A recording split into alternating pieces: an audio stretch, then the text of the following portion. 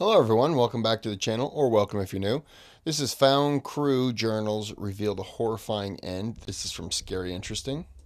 You see me click that thumbs up. If you could do the same, that helps out tremendously. You can subscribe to the channel. You can donate to the channel through the thanks button. And if you do, you request a video, your name's sponsoring that video. You can still request without donating. It just takes a little bit longer to get to, and you don't get that extra little shout out.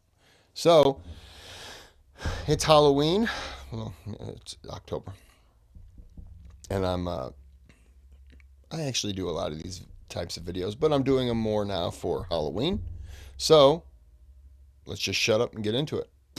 In April of 1943, a plane known as the Lady Be Good took to the skies over Libya for a military mission in Naples, Italy.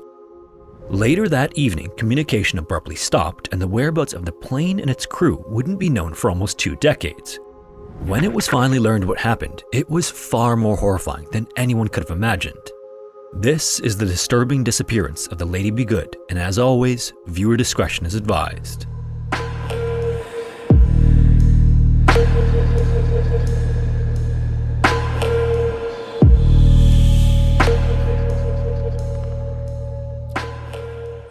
On April 4th, 1943, the world was in the midst of World War II, and it was still more than 2 years away from coming to an end. On a small airstrip known as Saluj near Benghazi, Libya, pilot William Hatton sat in a brand new airplane that was about to take off for its first ever flight with a crew of 9 aboard. William's B-24D Liberator aircraft was one of 28 belonging to the US being sent on a bombing mission over Naples, Italy that day. His plane was assigned to the second of a 2 Sorry, I have a new puppy, so I had to check to see where he was. I couldn't see him. wave attack, so Williams would be one of the last planes to take off from Saluj that day, and the instructions for the mission were simple. Take off, fall into formation with the planes ahead of them, and bomb strategic targets in the Italian harbor to cut off supplies and reinforcements from coming into Naples. It's less often discussed when the topic of World War II comes up, but North Africa was a critical theater for both Allied and Axis forces. Fighting in the region began in June of 1940 and continued until 1943, with almost 400,000 combined casualties for both sides in the campaign. The area's geographic location made it strategically important for the Allies to control access into, out of, and over the Mediterranean Sea, and countries like Libya, Algeria, and Egypt were perfectly positioned for launching aerial campaigns to keep Axis powers from concentrating around the Mediterranean. In fact, had the Allies not won control of North Africa, the all-important invasion of Sicily in the summer of 1943 that led to the fall of the Italian dictator Benito Mussolini may have never occurred.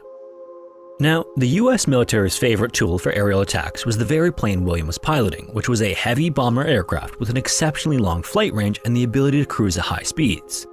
The Liberator was such a beloved plane that it still holds the record as the most produced bomber in American military aircraft history. At least, the generals loved it. This is likely because of its ability to fly great distances on a single load of fuel while carrying a heavy bomb load. Airmen, on the other hand, much preferred the roomier B-17s because comparatively, the B-24 had lower ceilings and much less free space, but this is also part of what made it such an efficient aircraft. Compared to others, it also featured what is known as the Davis wing, which produced much less drag. After World War II, the use of this Davis wing came to an end, but it served its purpose in helping make the Liberator the US military's aircraft of choice during the war.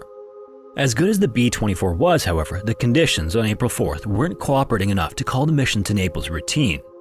Winds were strong, and despite sitting relatively close to the Libyan coast, Saluj was prone to sandstorms.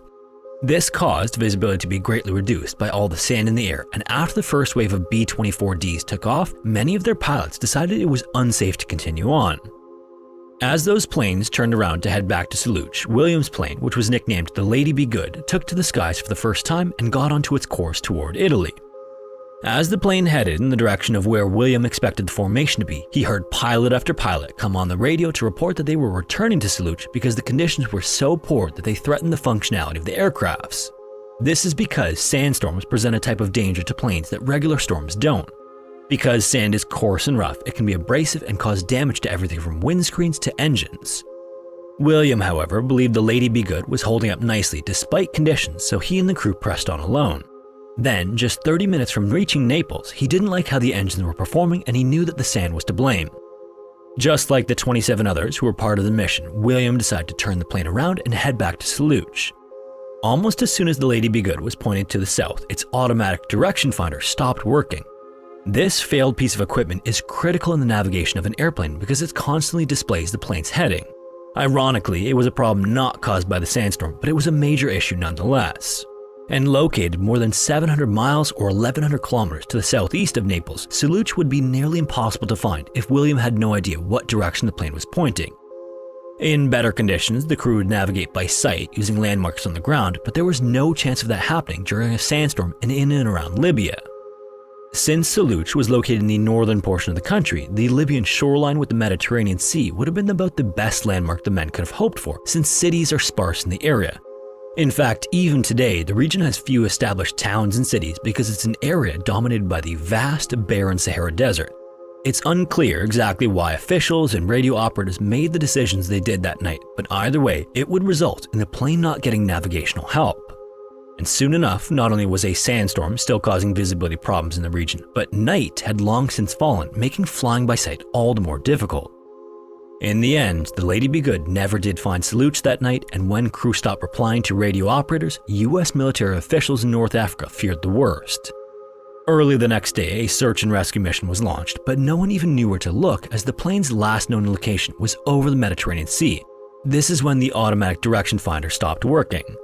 Then, finally, when it was clear the plane and its crew were unlikely to be found, the US military reported that it was operating under the assumption that the Lady Be Good went down in the Mediterranean Sea and that all 9 of the men aboard were presumed dead.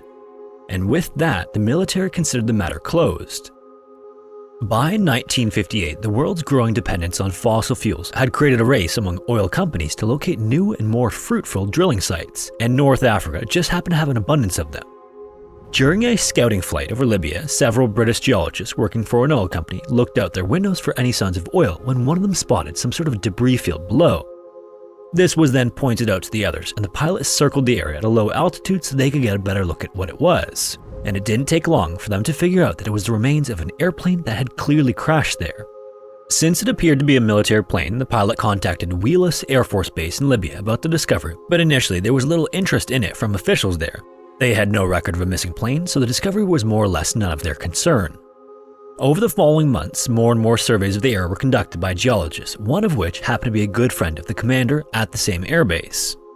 After inspecting the crash site from the ground one of these times, the geologist wrote a letter to the commander with detailed information about what he observed from the crash site, including maintenance records and crew names found on clothing still inside the plane. Then, in cross-checking the names, Wheelus officials finally realized the importance of the find. A military investigation team was then sent to the coordinates of the crash site in May of 1959, 6 months after the wrecked plane was first reported, and it was indeed the Lady Be Good.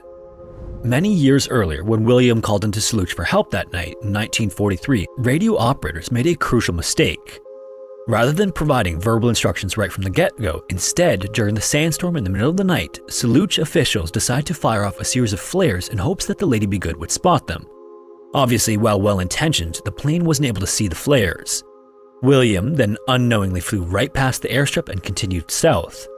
For 2 hours after the plane overshot the airstrip, communications between the crew and the ground were kept up after officials realized that maybe flares weren't the best idea. Didn't anyone notice or hear the plane going over? Sorry.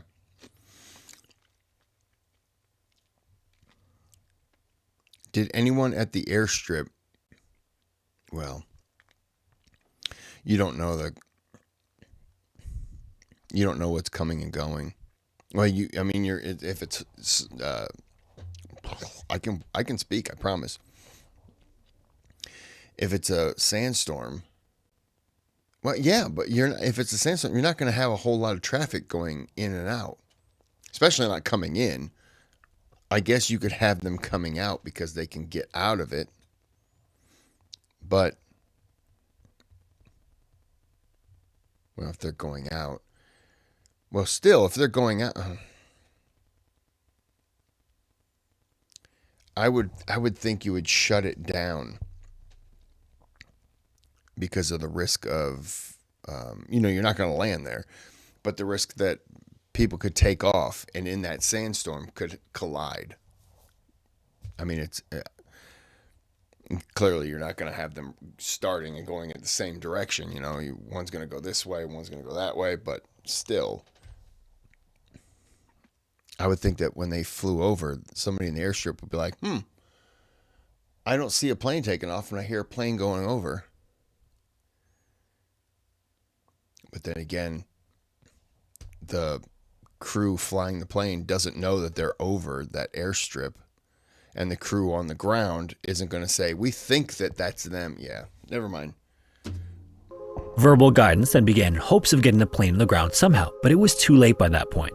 The plane had been flying in an unknown direction for too long, and no one on the ground or in the air knew where it was. Then, suddenly, the plane's radio went silent and all attempts to reestablish contact failed. The best anyone could figure was that the plane and its crew were lost in the Mediterranean Sea. In reality, the Lady Be Good overshot Saluch by 440 miles to the south, and the military was correct in that the plane did go down in the sea, but it wasn't in the Mediterranean. Instead, the plane skidded to a stop in the heart of the Kalanshio Sand Sea. This area is an astounding 24,000 square miles of arid, inhospitable land. There's no water, no vegetation, no shade, and very little wildlife that could be considered food. When the investigation team arrived many years later and began a thorough search of the crash site, there was a curious absence of human remains or activity in the area. Curiously as well, the plane itself was in surprisingly good condition. A further examination then revealed that when it crashed in the desert, it did so without a drop of fuel in its tanks. 3 of the 4 propellers were also rippled, indicating that they weren't operational at the time of impact, and there was no sign of an explosion or fire, so it would have been completely survivable. The crewmen, however, weren't in the plane when it went down, as evidenced by the lack of parachutes in the Lady Be Good. It was then realized that they must have bailed from the aircraft before it crashed, and they could have been anywhere when that happened. The investigation team then expanded its search area outside the crash site, and around 19 miles or 31 kilometers to the north, the first sign of the crew was found. Sitting in the middle of the desert were half-buried parachutes and a pair of rubber flight boots with their toes forming an arrow pointing northward. But despite now having some indication of where the crew of the Lady Be Good might have gone, nothing further was found in the initial search. For 3 months afterward, investigators continued to look for the remains of the men until desert sand started to cause their vehicles and other equipment to fail. So, just like in 1943, the US military closed the book on the Lady Be Good and assumed the bodies of the 9 men had been buried in the sand after 15 years of exposure to desert elements. Another 6 months passed after the search was called off when oil company employees made another shocking discovery during a scouting flight. Scattered in a small area were the remains of 5 human bodies all dressed in military uniforms, and shortly after that it was discovered that the names in those uniforms matched those of the crewmen aboard the Lady Be Good on its maiden and final flight. Military personnel then returned to the Libyan desert to investigate the site and recover the fallen airmen. Among the items found with the 5 bodies were flashlights, flight jackets, and bits of parachute material, but the discovery that told a more complete story of what happened was the diary of 2nd Lieutenant and co-pilot Robert Toner. Between April 5th and April 9th, 1943, Robert made daily entries in the journal which told a harrowing story of the nearly impossible. What follows is what can be pieced together from those diary entries. After getting lost on the way back to Saluch, the Lady Be Good was running dangerously low on fuel, prompting the men to jump out of the plane shortly before it impacted the ground. They then touched down at around 2 a.m. and the crewmen started to gather, but only 8 of them met up. The men found that 2nd Lieutenant John Worovka was missing, but it was too dark to do anything about it. Once the sun came up on April 5th, the 8 crewmen looked around for John, but there was still no sign of him. And if they were going to survive, unfortunately, they'd have to start moving without him. The men then set off on foot to the northwest. Although Robert didn't explain why William chose the direction he did, it may have been that he knew he overshot Saluch, and he believed the airstrip was much closer than it actually was. Either way, all the men had as they set off on April 5th were the clothes on their backs, a few food rations, and one single canteen that was only about halfway full. That was literally all the water they had. Thankfully, their first day in the desert was surprisingly mild and even came with a breeze, but once the sun went down that night, the ordeal of the Lady Be Good crew was just getting started. No one could sleep that night due to near freezing temperatures after the sun went down, which might seem counterintuitive considering the setting. But in fact, deserts are actually known for getting quite cold at night. Sand isn't a great insulator, so it doesn't retain heat very well. Deserts are also very dry, and since there is virtually no moisture in the air, sand cools at night just as fast as it heats up during the day. To combat these frigid temperatures, the men decided instead to keep moving at night and rest during the worst parts of the day, which would reach temperatures of 130 degrees Fahrenheit or 54 Celsius. So at 11:30 the following morning, the 8 crewmen stopped to rest and didn't get moving again until 5 o'clock that afternoon. During that time, they became fully aware of just how much danger they were in. The breeze they had was long gone and the sun was relentless. As Robert describes it in his journal, they were essentially in hell. As the sun set, the men spent that night walking in intervals of 15 minutes, then resting for 5 minutes over and over well until the sun came up on April 7th. By then, the lack of food, water, and sleep was taking a significant toll on them, and none of them could go very far without having to stop and rest. They began praying more often than walking, and it was around this time that they realized they likely weren't going to make it out of the desert alive. Despite the realization, though, the men continued on. The next day, they came upon a field of high sand dunes they'd have to climb to keep going. The wind had also returned, which was a welcome change in terms of temperature, but it was also strong enough to kick up sand, causing all of the men to suffer from eye issues. This was so bad, in fact, that one of them even temporarily lost their ability to see completely. Then, another couple of days later, on April 9th, the ordeal would mercifully come to an end for some of them. 5 of them, including William and Robert, were so weak from everything they had endured to that point that they couldn't go any further. It was decided that the other 3 were still fit enough to walk, so Harold Ripslinger, Guy Shelley, and Vernon Moore continued on, promising the others that they'd return with help to get them all out of there.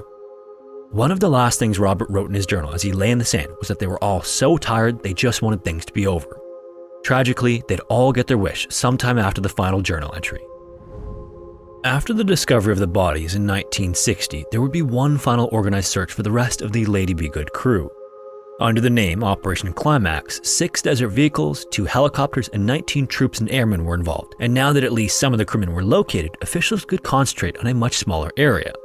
By May 12th, this strategy paid off as Guy's body was found 21 miles northward of the site of the 5 bodies. And 5 days later, searchers found Harold's body another 5 miles northwest of Guy in an area of sand dunes 600 feet or 183 meters tall. When Operation Climax officially came to an end, just 2 men, John and Vernon, were still missing. As had already happened twice before, oil company employees would come across another body in August of 1960. If you recall, John was the one crew member who never met up with the rest of the men after they all bailed from the Lady Be Good. He was found 12 miles north of the crash site, and it was apparent that John's parachute never deployed correctly, and while the chute did slow his speed somewhat, it wasn't enough for him to survive the landing, so his remains were found still inside his flight suit with the deployed and tangled parachute still attached to his back. As for Vernon, his body was never located despite covering a search area of 6,300 square miles, or more than 16,000 square kilometers. Now, although the discovery of the men more or less solved the mystery, it also revealed even more tragic circumstances. Had the 8 men made one decision differently, they very likely would have survived the desert crash. When the crewmen gathered after jumping out of the plane, they were about 19 miles north of the mostly intact Lady Be Good. The plane was in exceptionally good condition relative to most crashes, and what investigators found inside was heartbreaking. Inside of it were days worth of ready-to-eat meals, canteens filled with water, and even a thermos full of coffee that was still drinkable more than 15 years after the plane crashed. Even the machine gun still worked, and that's not all. The plane that brought the members of Operation Climax to the Libyan desert also suffered radio failure shortly after they arrived. Since the radio inside the Lady Be Good was still intact, operation members removed it and replaced the broken radio inside their plane, and it worked perfectly. After all those years in the desert, there were still enough resources for the 8 surviving crewmen to be rescued, and all it would have taken for them to survive would have been to walk south instead of northwest. Obviously, however, that takes nothing away from the heroic effort and seemingly superhuman will to live the men exhibited. From their gathering spot in the desert after they jumped from the plane to where the 5 bodies were found, it was determined that the men walked an incredible 85 miles or about 137 kilometers, and that was with just half a canteen of water between them. Even more incredibly, Guy then walked another 21 miles for a total of 106, and Rip made it another 5 more before succumbing to the elements. Sadly, despite the great distances they each covered, they were still a long way from civilization. And while they didn't know it at the time, the only search that was conducted while the men were still alive was over the Mediterranean Sea. Robert even noted in his diary that the men didn't see one single plane overhead that they could signal to. This lack of search activity must have underscored their need to save themselves, and obviously they managed an effort worthy of admiration. In fact, after learning about what the men accomplished, desert experts were completely stunned. In their estimation, the 8 men had enough supplies to sustain just 2 of them for a total of 25 to 30 miles. This was a feat that redefined what desert survivalists believed was possible. In any case, with the mystery of the Lady Be Good's disappearance completely solved and put to rest, one final investigation was done to determine the cause so that the military could learn from its mistakes and oversights. In the end, it was determined that a mix of poor visibility, navigational errors, and strong winds that carried the plane further south than believed were to blame for the incident. Wow.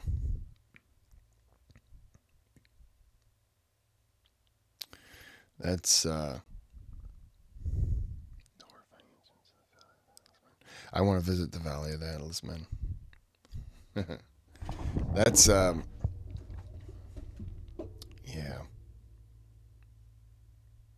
This is a stupid question. But did the men know that that food was on board? I mean, if there was they had to have, because there was a thermos of coffee.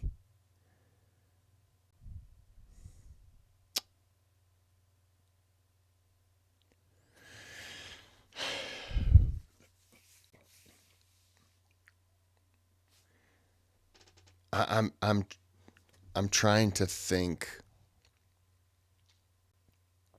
why they jumped without rations, unless the the pilot told them, "Okay, we're out of gas, guys. Get your stuff, and you just got to go, go, go."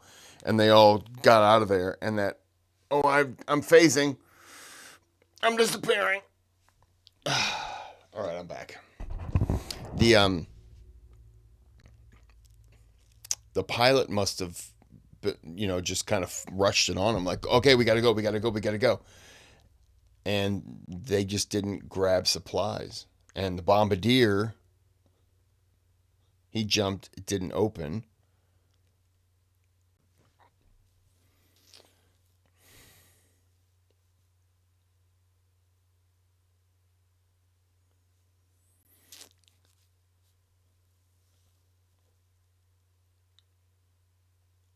I'm just trying to think, like, why, if you're gonna jump and the plane crashes and it doesn't blow up, I would think you would want to rummage through there, get what you can that would help you.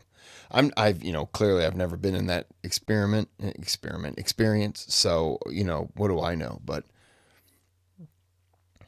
I know that if I'm going to jump, I'm taking things with me. But I've also never jumped in a parachute, so I don't know what I could take. I could say I could grab a bunch of stuff, I jump, and then of course my survival instincts kick in, and I'm throwing things, and so what the hell do I know? Well, that's yeah, that's a very unpleasant way to go. But R.I.P. to those people. But until next time, have a good day, have a good night.